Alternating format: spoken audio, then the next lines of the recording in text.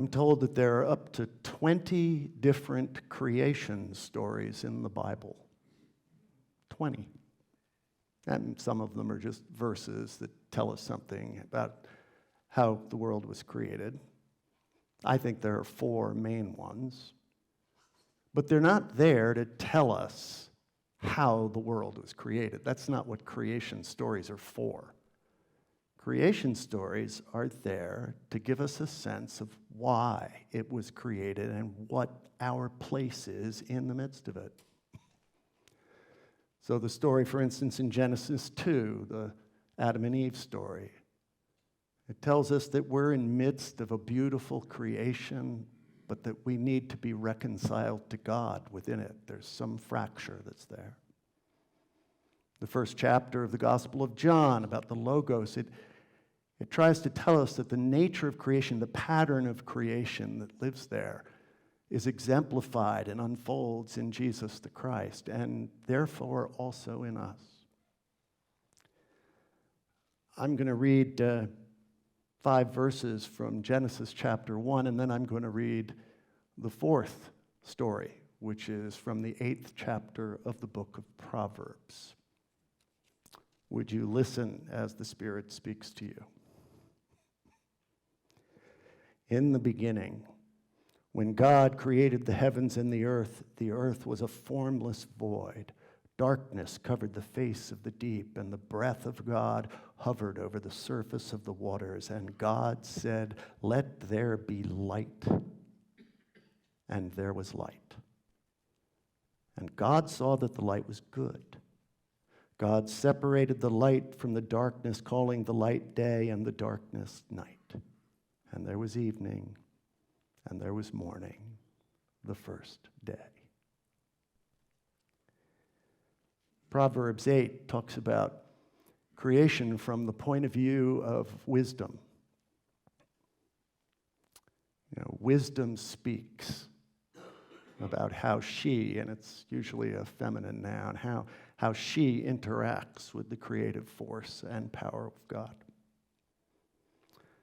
Adonai brought me forth as the first of his works, before his deeds of old. I was formed long ages ago at the very beginning when the world came to be, when there were no watery depths, no springs overflowing with water. I was given birth, before the mountains were settled in place, before the hills, when as yet he had made neither land nor streams nor the mass of the earth's soil. I was given birth. I was there when he set the heavens in place, when he restrained the ocean with the horizon, when he fixed the canopy of clouds overhead and confined the springs of the deep, when he prescribed the limits of the sea so that the waters would not overstep his command, when he made earth's foundations firm. I was there.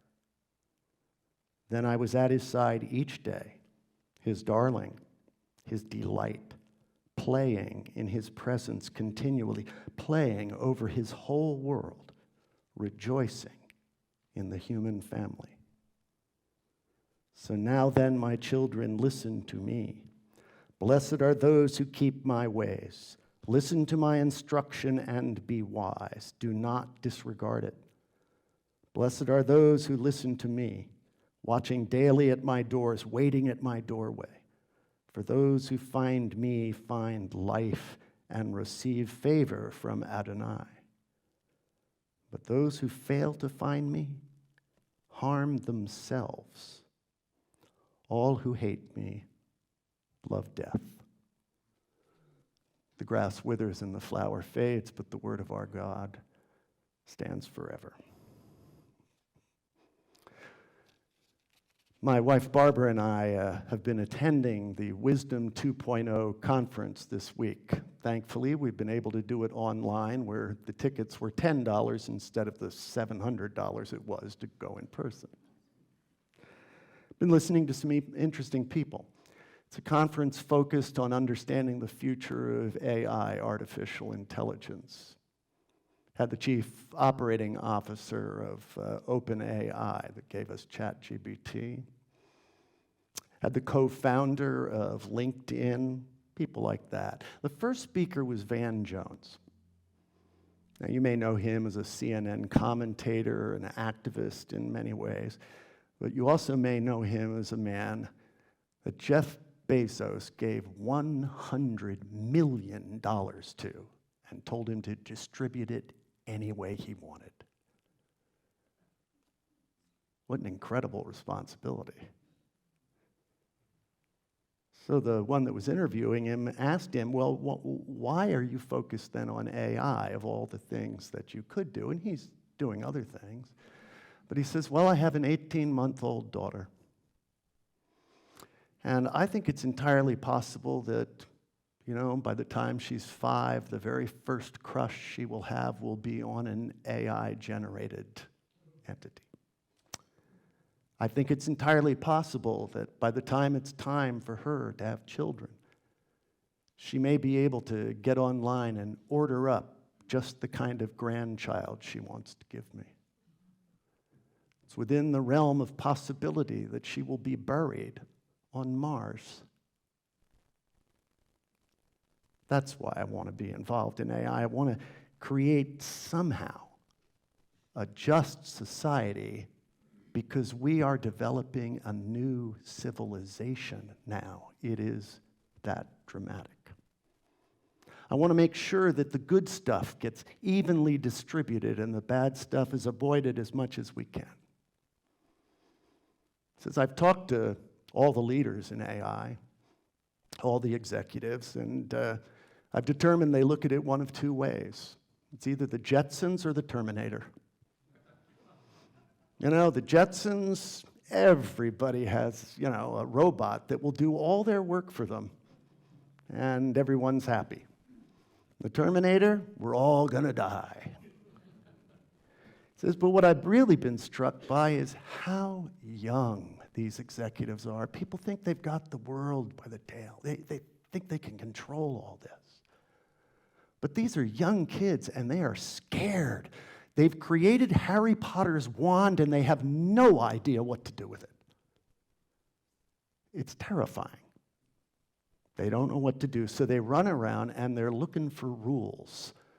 They're looking for regulations, so they go to the government and look there. They talk among themselves. Let's figure out how to put the boundaries up, figure out what to do about this. But we're already behind, Did you see the story in the Wall Street Journal about Westfield High School?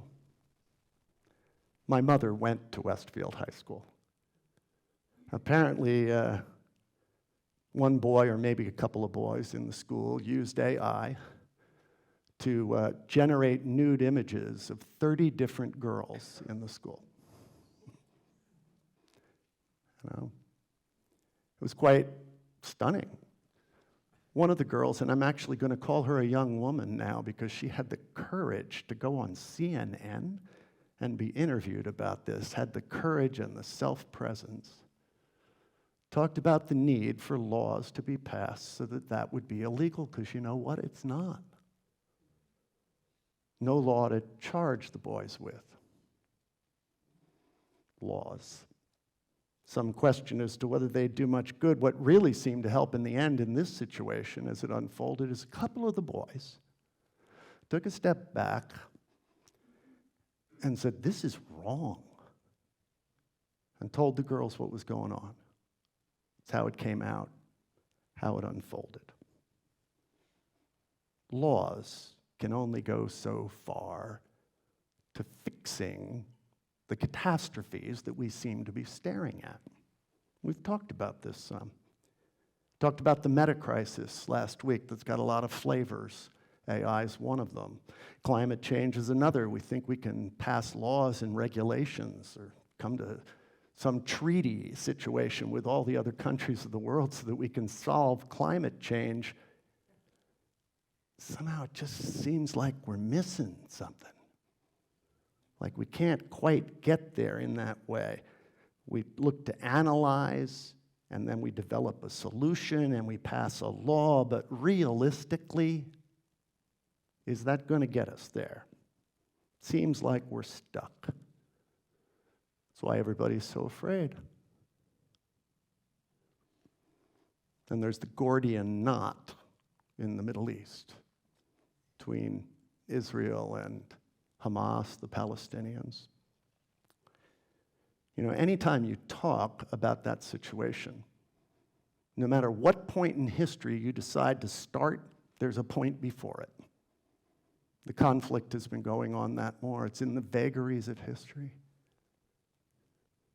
I was listening to somebody, I wish I could tell you his name because he was a very deep Jewish thinker the other day, who recognizes Israel's part in what's happened there. But he assumed throughout his talk that people of different races cannot live together. They have to have different lands, different places to be, that there'd be automatic conflict. If that's true, there is no law that can be passed. The Gordian knot can't be undone. And this is what happens when human beings reach out to grasp and manipulate and get theirs. And we do that awfully well. The trouble is that when we are reaching out and grasping and manipulating things and getting the things that we want, we can't create anything except unintended consequences. We've talked about it before, but this reliance on our ability to grasp, manipulate, and push things around to get what we want is a push and shove between the left brain and the right brain. We got to get rid of kind of the old way of thinking about left brain and right brain. You know, the left brain was reliable, thinks rationally. You know, you can count on it to get you from point A to point B. And the right brain, well, you know, it's kind of good for writing poems, but really not much else. That's not the case. You know, the right brain's emotional. Well, actually, the left brain is very emotional. It's prone to anger and jealousy. And that's because it's a question of attention and direction and purpose. The left brain is interested, and this is in all species, is interested in manipulating and gathering, getting the thing it wants. And it doesn't much care what else is going around. I think the example I used is the bird that wants to pick up the seed on the ground. The left brain is going to pick up the seed, but the right brain is paying attention to whether there's a cat nearby. Got to have that whole picture. And it's not that the left brain's bad and the right brain is good. That's not it at all. But it's actually the right brain that's smarter. The right brain that has the perspective, the right brain that moves a bit closer to what we might call wisdom. Two different kinds of attention. Like those boys that did take one step back and say, in context, this is just wrong. I mean, I might want to grab the nude image. It might give me some pleasure of some sort, but if I step back and recognize what's going on, it's just wrong. The right brain is actually smarter. It's true at that level. It's true at the level of the meta-crisis. Each of these things that we run into, yeah, maybe we need to come up with some laws that kind of put some boundaries up around the thing, but the fundamental thing that needs to happen is human beings need to take a bit of a step back and put our problems in the larger context of creation. Do we really need to consume all the stuff we consume? We step back and put us into context. About 15 years ago, Joni Mitchell wrote a poem that talked about looking at everything, moving us towards a place where we see the entire picture instead of that narrow focus. It's called Shine. Seems to be my month for reading poems. I did it last week. When was the last time I did it? A year ago? I don't know. Shine. Oh, let your little light shine. Let your little light shine. Shine on Vegas and Wall Street. Place your bets. Shine on all the fishermen with nothing in their nets. Shine on rising oceans, evaporating seas. Shine on our Frankenstein technologies. Shine on science with its tunnel vision. Shine on fertile farmlands buried under subdivisions. Oh, let your little light shine. Let your little light shine. Shine on the dazzling darkness that restores us in deep sleep. Shine on what we throw away. Shine on what we keep. Shine on Reverend Pearson, who threw away that vain old God, but kept Dickens and Rembrandt and Beethoven and fresh-plowed sod. Shine on good earth, good air, good water, and a safe place for kids to play. Shine on bombs exploding a half a mile away. Oh, let your little light shine, let your little light shine. Shine on worldwide traffic jams honking day and night. Shine on another moron passing on the right. Shine on all the red light runners busy talking on their cell phones. Shine on the Catholic Church and all the prisons that it owns. Shine on all the churches. They all love less and less. Shine on a hopeful girl in a dreamy dress. Oh, let your little light shine. Let your light shine. Shine on good humor. Shine on goodwill. Shine on lousy leadership with a license to kill. Shine on dying soldiers in patriotic pain. Shine on mass destruction in some God's name, but shine on the pioneers, those seekers of mental health. Craving simplicity, they traveled inward, right past themselves. And let their little lights shine. May all their little lights shine. Inward, right past themselves, into the reality that is God's creation. God's creation that unfolds with God's wise patterns, the patterns that move from death to new life. The reality of God's creation where creative wisdom resides and calls us out to play. Creative wisdom plays, the text says, playing with the whole world, rejoicing in the human family. But the invitation comes with a warning, you know. If you fail to reach into the wisdom that unfolds creation's beautiful and loving presence, well, then you will harm yourself. One of the speakers pointed out that creation seems to have a way of reminding us of this. Said during the pandemic, it was as though Mother Nature had sent us all to our room and said, think about what you're doing. I remember talking about it during the pandemic. People did think about it, but we seem to have run just as fast as we possibly can to leave it in the back, leave it in the rearview mirror. Because running into ourselves, past ourselves, into the wisdom of God, requires us to trust and requires us to play. It requires us to believe that it is God that will provide the next, will provide the solutions that will give new beauty to our creation. So you say trust and play. In the midst of catastrophe, trust and play? Yeah. You say, well, what will the solution look like? I have no idea what the solution will look like. Because the Spirit of God always surprises us with that. I've used this example before, but the first ecological crisis we had on Earth. Bacteria creating just too much oxygen. So much oxygen in the air, they were killing themselves.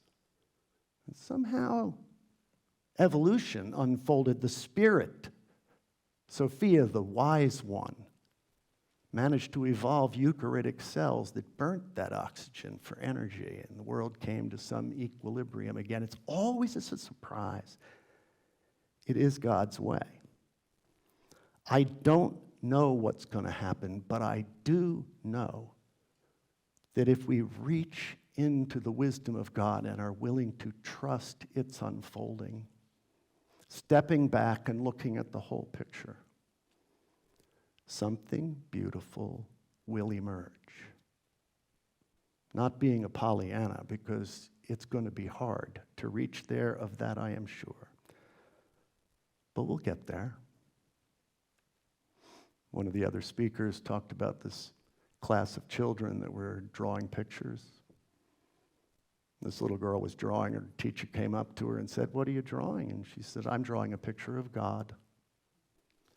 You can't draw a picture of God. Nobody knows what God looks like. Well, they will when I'm done.